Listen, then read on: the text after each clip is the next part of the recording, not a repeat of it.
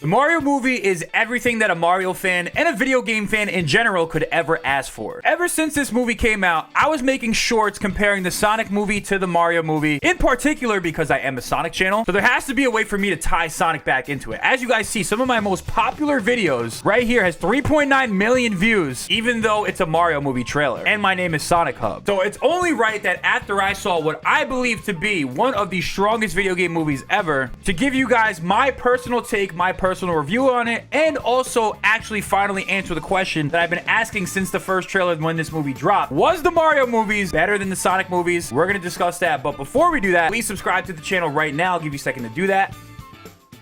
And hopefully you guys have on notifications so you don't miss content like this ever again. I mean, where do we even start with this movie? There is so much love and attention to detail. There are so many references for lifelong fans such as myself. There's so much to get into and so much to talk about, but I guess we can start with the plot of the movie and the elephant in the room. This movie got a 53 on Rotten Tomatoes with an audience score of 96, by the way. So the audience absolutely loved it. And I personally agree with that. If you're a Mario fan, if you're a Nintendo fan, this is a must-watch movie. The most recent Sonic movie did get a 69 on Rotten Tomatoes, which is actually a kind of a solid score, but the audience score was just as good with a 96 as well. So was the Sonic movie better than the Mario movie? I don't know, but the critics actually seem to think that Sonic 2 was a better film. And honestly, as a Sonic fan, lifelong Sonic fan by the way, I would probably have to agree with that. But it's not as simple as you guys think. Because if you ask me, I think the first Super Mario movie was better than the first Sonic the Hedgehog movie. The reason being that is if you've seen the Mario movie, it is full of fan service, fan references, and is extremely faithful to the source material of Super Mario Bros. Whereas the first Sonic movie was kind of like an Alvin and the Chipmunks movie. It's like a movie with Sonic as opposed to being a Sonic movie, where Sonic the Hedgehog 2 actually corrects that. So right off the bat, like the attention to detail in this movie, like the Charles Martinet cameos were really good. All the Easter eggs like the Yoshis, Bomb Bomb Battlefield, the Super Mario Odyssey Kingdom, the NES's in the beginning, the Baby Mario and Baby Luigi scene. Yo, that was absolute peak. When I saw that, I was dead. I was like, yo, this is crazy. This is such a good movie. The Mario Kart, the Rainbow Road, the Dry Bones, the Shy Guys, like literally the King Bomb Bomb. They brought back the Donkey Kong rap from Donkey Kong 64. That was such a good part. When Donkey Kong came out to that, I had the chills. I was like, yo, this is so good. All the power-ups, like there was so much source material, so much respect to the fans that this movie paid. It was so good. All the music in this movie, like all the leitmotifs and everything like that, you hear so many different Super Mario songs. It's actually insane. The GameCube ringtone in the beginning, like there's just so much to this movie that I love. It makes it truly faithful. It makes it better than the first Sonic movie. So let's get into the actual review and then we'll talk about a final verdict at the end. So the plot of the movie is the biggest thing the critics had an issue with. The critics are stupid. Hollywood critics don't make sense. I don't understand how you walked out of that movie and were not smiling. You were not happy. You have to have never played a Mario game. You have to have never played a Nintendo game to not appreciate that movie. I'll say this. I think the plot actually has a lot more going for it than people say. Yes, it's simple. Yes, it's a little bit predictable, but the movie starts off with Mario and Luigi, who are like failed plumbers basically. They quit their jobs to chase their dreams and start their own plumbing company. Apparently they're not very good at the job. Foreman Spike was calling them failures and stuff like that. And even at the family dinner, Mario's family is also making fun of him, and his dad is basically like, yo, like, what are you doing? You're wasting your time. And honestly, that makes Mario a much more relatable character than people think. I'm a YouTuber, so I feel that. I felt that. When people are doubting you and people are telling you you can't do something and that whatever you're doing is a waste of time, I found Mario to be really relatable to in a way that maybe some other people might not be able to. Because to me, it's like, yo, I feel the same way. I was put right into his shoes. He was sad, but he wanted to chase his dream because he didn't want to be just a regular guy. He wanted to forge his own path. So that right there was very admirable. On the news, there was like a big plumbing thing going on, big plumbing issue, and Mario was tasked with saving Brooklyn. Him and Luigi set out because they wanted to be bigger than just living the normal life. They wanted to set off and do something great, which I admire and I respect. Mario and Luigi go into the pipe. They get split up. They end up in the Mushroom Kingdom, where Bowser has taken over because he got the Power Star. This is the part of the movie that I don't like, though. I feel like they just get right into that part. Like, the pacing's good, I guess, because it's fast, but also I would have liked to seen a little bit more development with like how the story unfolds. Like, Mario just goes, Luigi goes, and then Mario's like, all right, we're on an adventure to save Luigi. Ends up at Princess Peach's castle pretty quickly, and she's already setting off to fight Bowser, and she's just like, oh yeah, come with me. And like that part kind of like happens a little bit too fast, and I would have liked to have seen more of like a development for that plot. I think the movie could have benefited from like an extra like 15 to 20 minutes of runtime, because I thought it was too short, but that's because I liked it. That's because I liked the movie so much. So Luigi gets captured. He's in Bowser's castle.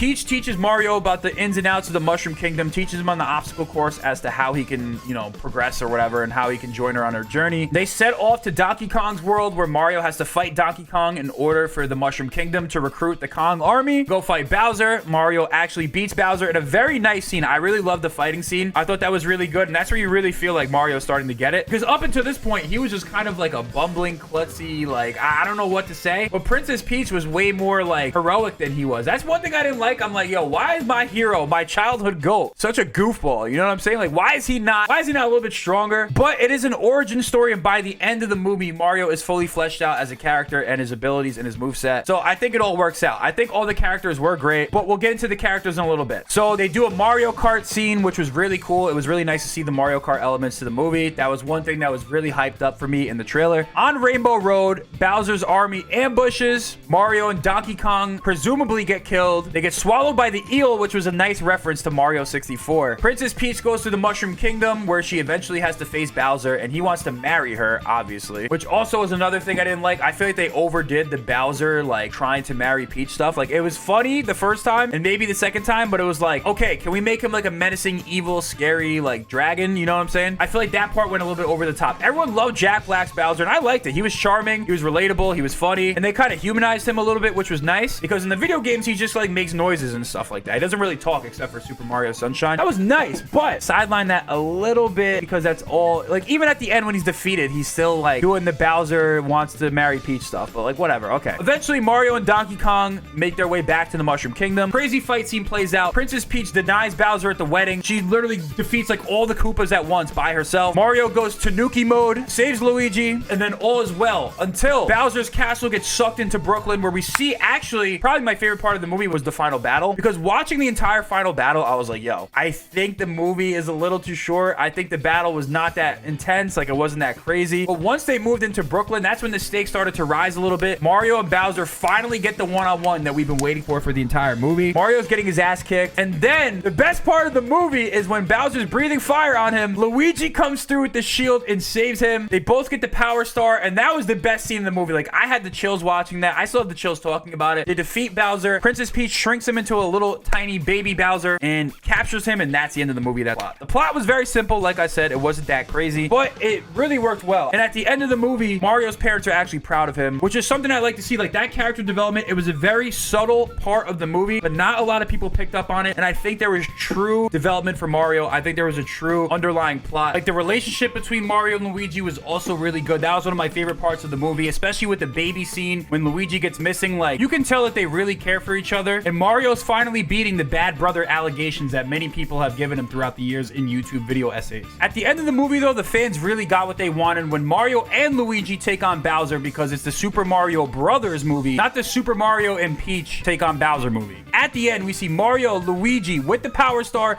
jumping and doing what they do best, and that is when it all came together, and you realize, like, wow, we really got one of the best video game movies ever. The plot was a lot better than I think some people give it credit for. While the overall concept was simple, I think the execution was really good, and I think that it really felt like playing a Mario video game. The animation was amazing. Like, everything about this movie was good. So let's talk about the characters. Mario is really good. He's a little bit bumbling, klutzy in the beginning, which I didn't like, at least in the beginning, but towards the end, and honestly, even at some points in the beginning, we do realize that he is the heroic older brother, especially when he stands up to Foreman Spike in the beginning. But man, Princess Peach was making him look weak, though, I will say. But overall, Mario was really admirable, especially towards the end. That full character development came into play, and I think that Chris Pratt, we need to apologize to this guy. He did a great job. He did fine. This whole Chris Pratt thing was so forced and so overblown. I think he did a great job. Princess Peach is really cool in this movie. I actually really liked her character a lot. She's like just really cool, you know what I'm saying? Luigi, we didn't really see much of him, but he was really funny. I actually really did enjoy Luigi. I feel like he had a very similar characterization now he has in the game. Donkey Kong was awesome. I love Donkey Kong. He was really funny. I really like how they brought back the rivalry between Donkey Kong and Mario, because that was always a thing, you know what I'm saying? They had the Mario and Donkey Kong games. They had the original Donkey Kong game. That was always a rivalry, and I really like how they played that out in the movie. Jack Black's Bowser was really good, although I think he was a little bit overrated, because by the end of the movie, his whole characterization was just him loving Peach. Like, he wasn't even like, he was being a little too much comedic relief for my taste. But hey, listen, that's just me. And Toad was actually one of my favorite characters. Toad was really funny. Toad was probably one of the best characters in the movie. I really like that scene at the end when Princess Peach is like, all right, guys, like, everyone has to evacuate the city, and he's like, I'm not leaving you, Princess Peach. I won't let you get hurt. I was like, yo, let's go. That's my boy Toad. So yeah, the characters were great. The animation was awesome. There were so many references in this movie. I can't even count them. You could probably watch a YouTube video with like 50 different Easter eggs. One thing I love is that they actually respected the source material, and Shigeru Miyamoto was obviously a producer on the movie, or he had some type of involvement, so he was not going to let them not celebrate the history of Mario, and that's what this movie felt like. It felt like a true celebration, and I honestly just want to change my channel from Sonic Hub to Mario Hub now because I want to go play the games now. But overall, a very charming movie, very good animation. If you are a video game fan, if you're a Mario fan, even if you're like just looking for a family-friendly movie, this is a good movie. The critics are wrong. I think they completely missed the point on why this movie was good. They got everything. I can't believe how much they actually fit into it. I can't believe that they made the human world and the Mushroom Kingdom actually work together and make it still feel like an entire Mario movie. Unlike Sonic, where it's like you're just thrusted into the human world and you're trying to make it work, which has worked in the past for Sonic games, but I don't know. I just liked how Mario did have like a more Mario world. But that brings me back to the question, which movie was better? I'll say this, like I said before, Sonic 1 was worse than Mario movie just because both movies were an origin story, and I feel like the Super Mario movie nailed it better as an origin story just because they were more creative and were more willing to go there for the game material references. Whereas Sonic 1, I feel like they try to play it safe just because Sonic has always been a laughingstock. So what they wanted to do was make it a more generic movie that features Sonic. Sonic the Hedgehog 2, though, I would say this. I think Sonic 2 was better than the Super Mario movie. I think the plot, obviously, of the Sonic movie was better. I think the emotions were a little bit higher for the Sonic movie. I think the struggle was a little bit more there. The Sonic movie definitely benefited from a longer runtime, which allows like some of those more developmental parts of the movie to kind of flesh out. Whereas in the Mario movie, I feel like they got into things a little bit too quickly because the way plot starts, I feel like he's like already searching and looking for Luigi. Even like they just got separated 5 seconds ago, and he's like, all right guys, we're on an adventure to save Luigi, we're going to the castle. Like it just like, I feel like there could have been a little bit more, like maybe 15 minutes of development from when Mario and Luigi get separated to when Mario actually joins Princess Peach. Maybe I think there could have been a little bit more, like, I don't know, or maybe like when they're adventuring to the Kong world, maybe there's a little bit more adventure or struggle there. I don't know. I mean, you guys tell me. But and just in general, I feel like the Sonic movie was a little bit less predictable. Like the Super Sonic stuff was crazy. The origins of the emeralds, like that was crazy. Robotnik taking the emerald and becoming like Super Robotnik. Like a lot of the stuff in that movie, like that movie had a lot of twists and turns that weren't expected. Whereas the Mario movie, you kind of knew what was going to happen right after the other, especially with how much of the trailer footage we've seen. So I think the element of surprise makes Sonic a little bit better. But Mario movie was really good, and it's close, man. It is really close. Overall, I'm going to say Sonic 2 is better just because it had the better plot and it benefited from having a first movie. I think the second Mario movie, now that we know there's probably going to be a sequel, has a lot more potential to be better now that the world is fully fleshed out. You have to understand that this was an origin story, so we needed to have time to kind of figure out how the world came to be. I wonder how the second movie is going to play out. I have no idea, but I think the struggle and emotion of the Sonic movie 2 was definitely a little bit more for me, which got me a little bit more invested. It was a little bit less predictable as opposed to the Mario movie, which had a lot of predictable outcomes, which obviously was like meant to, which isn't much of a surprise, but I will say there was definitely some predictability with this movie. Not too many surprises. Other than Bowser's Castle coming to Brooklyn, I wasn't really too surprised about anything, and I feel like a lot of it was kind of demonstrated in the trailers. I also think the Supersonic climax was a little bit better than the Superstar climax, but they are pretty similar. So you guys let me know what you guys thought about the Mario movie. I say go watch it. I give this movie an 8 out of 10, and I gave Sonic movie 2 a 9 out of 10. So the question, the debate, which movie's better? I think Sonic. You guys let me know. We finally answered it, so subscribe to the channel, and I'll see you guys later.